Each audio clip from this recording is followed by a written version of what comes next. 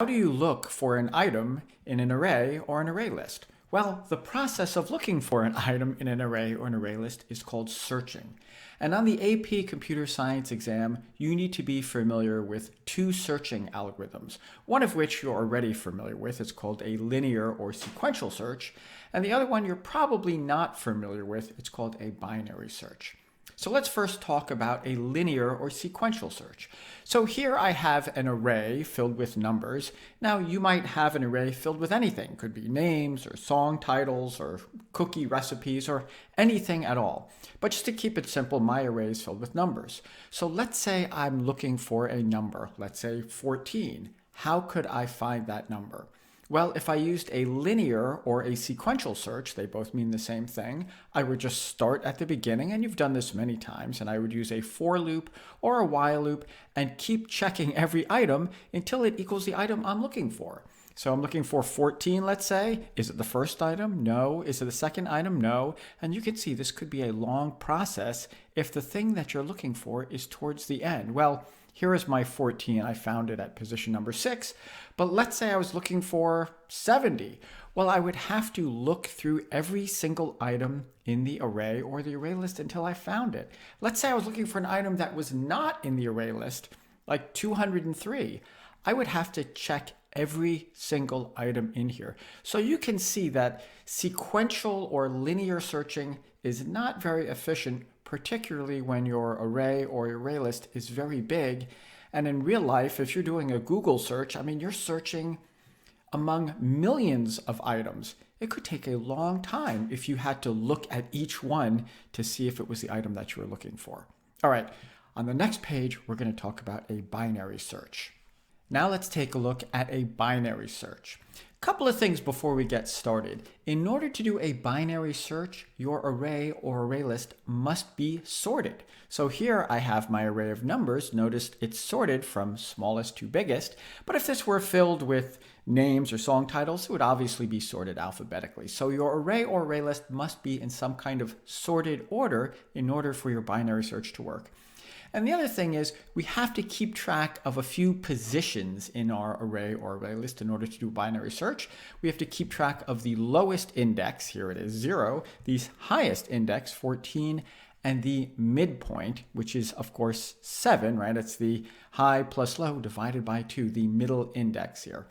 And the idea is that all I have to do is decide whether the number that I'm looking for is either equal to the middle, in which case my search ends, I found it, or if it's greater than the midpoint, now I just have to look in the top half of the array. If it's less than the item at the middle, now I just have to look at the bottom half of the array, and you keep repeating the process.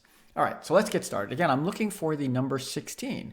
Well, is it equal to the midpoint? No. In fact, it's lower, so I now know that I can look in the bottom half of the array. So I will take my high index pointer and move it one past the midpoint, and now I just have to reset my midpoint. And again, the midpoint is just the average of these two values. So 0 plus 6 is 6, divided by 2 is 3. My new midpoint is 3. Again, I'm looking for 16, so I compare it to the middle. Well, it's greater than the thing at the middle, so you probably know what's going to happen next. I can move my low index one past the midpoint, and there it goes. And now I just have to find the new midpoint. So let's see, 4 plus 6 is 10, divided by 2 is 5. That's my new midpoint.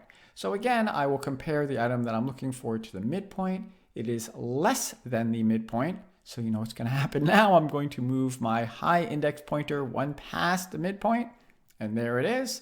And now again, I will move my midpoint to the average. Well, in this case, it's kind of funny. The average between 4 and 4 is 4. So there's my midpoint at 4. Hey, I found it. Well, that worked pretty well. All right, so I know you're thinking, what happens? Well, maybe you're thinking, I hope you're thinking, what happens if the number that I'm looking for is not in my array or array list? Ooh, let's try that. So now I'm looking for the number 50. Well, again, I have my high pointer, my low pointer, and my midpoint. Is it at the midpoint? No, it's higher than the midpoint. So I'm going to move my low pointer one past. I keep saying one past, right? I can't move it to the midpoint. I want to move it one past the midpoint. And there it goes. Now I'll find my new midpoint, which is of course the average of these two numbers. 22 divided by 2 is 11, so there my midpoint is now 11. Compare that to the thing that I'm looking for. It's 50 is bigger than that, so I will move my low pointer one past that, find my new average. There's my average. Compare it to the midpoint again. Well, it's less than 53. Move my high pointer there, my midpoint there. One more time, let's see, compare it to 51. It's less than 51, so I move my high pointer past that. Now I have a stopping condition. So there are two stopping conditions when you do a binary search. Either you find the item that you're looking for at the midpoint, in which case you return it, or if your pointers cross each other. My high pointer is now less than my low pointer. Not found, I am done. All right, hang in there. We're going to take a look at some pseudocode, which will just give you a better idea of how the algorithm works. This is called pseudocode. It's not quite written in Java. It's just sort of code-like, and it might be a little bit easier to understand what's going on for the algorithm. So this is just a basic while loop. This is, again, my high index pointer and low index pointer. It says keep going while the high index pointer is greater than or equal to the low index pointer. Remember, you keep going until you either find the item or until the two pointers cross each other. So here I find the midpoint, which, as I said before, it's just the average of the low and high pointer, right? I'm just adding up the high plus low, dividing by 2.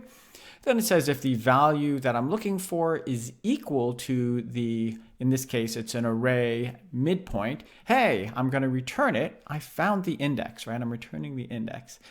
Else, if the value that I'm looking for is less than the item at the midpoint, I move the high pointer past the midpoint minus 1. Else, apparently the item that I'm looking for is greater than the thing at the midpoint. I move the low pointer to the midpoint plus 1.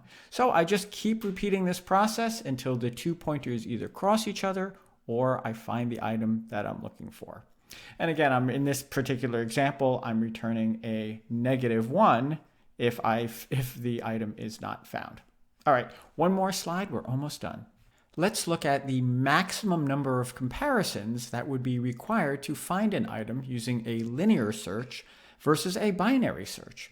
So here, if I have a list of 100,000 items, of course, the worst case for a linear search is you have to look at 100,000 items, right? If the item that you're looking for is not in there at all, or if it's the last item, you pretty much have to look at every single item. Now, of course, the best case is you could find it in 1 or 2 or 3 looks, but that seems rather unlikely.